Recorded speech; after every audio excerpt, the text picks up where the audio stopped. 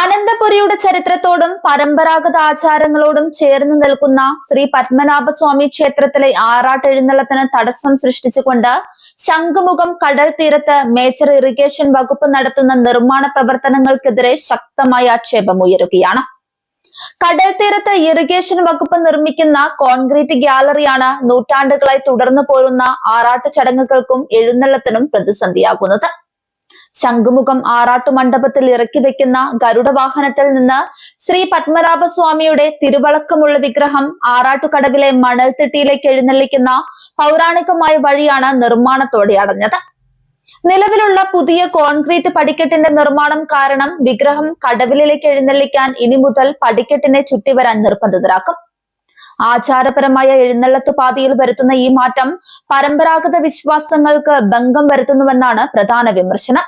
മണ്ണൽത്തിട്ടയിൽ എഴുന്നള്ളിച്ചിരുത്തുന്ന ശ്രീ പത്മനാഭ വിഗ്രഹത്തിനും ആറാട്ടുമണ്ഡപത്തിൽ സ്ഥിതി ചെയ്യുന്ന ഗരുഡ വാഹനത്തിനും അഭിമുഖമായി ഇരുന്ന് തന്ത്രി പൂജകൾ കഴിക്കുന്നതാണ് ആറാട്ടിന്റെ പരമ്പരാഗത രീതി.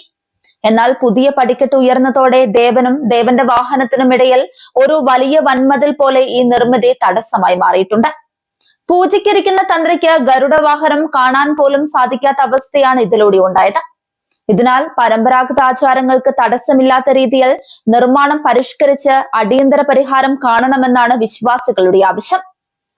ആറാട്ടുകടവിലെ ഈ നിർമ്മാണം ശ്രദ്ധയിൽപ്പെട്ടതിനെ തുടർന്ന് ശ്രീ പത്മനാഭസ്വാമി ക്ഷേത്ര ഭരണസമിതിയിലെ കേന്ദ്ര സർക്കാർ പ്രതിനിധി Karamana Jayan, executive officer incharge Sreehari എന്നിവർ ശംഖുമുഖം ആറാട്ടുകടവ് സന്ദർശിച്ച് സ്ഥിതിഗതികൾ വിലയിരുത്തി. ആചാരങ്ങൾക്ക് തടസ്സമുണ്ടാക്കുന്ന രീതിയിലുള്ള ഈ നിർമ്മാണം ഒരു കാരണവശാലും അംഗീകരിക്കാൻ സാധിക്കില്ലെന്നും നിർമ്മിച്ച പടിക്കെട്ടിൽ നിന്നും 6 മീറ്റർ ഭാഗം ഇടിച്ചുമാറ്റി പൗരാണികമായി നടന്നു വരുന്ന ആചാരങ്ങൾ തടസ്സമില്ലാതെ മുന്നോട്ട് കൊണ്ടുപോകാൻ അടിയന്തര നടപടി സ്വീകരിക്കണമെന്നുമാണ് കരമന ജയൻ ആവശ്യപ്പെട്ടത്.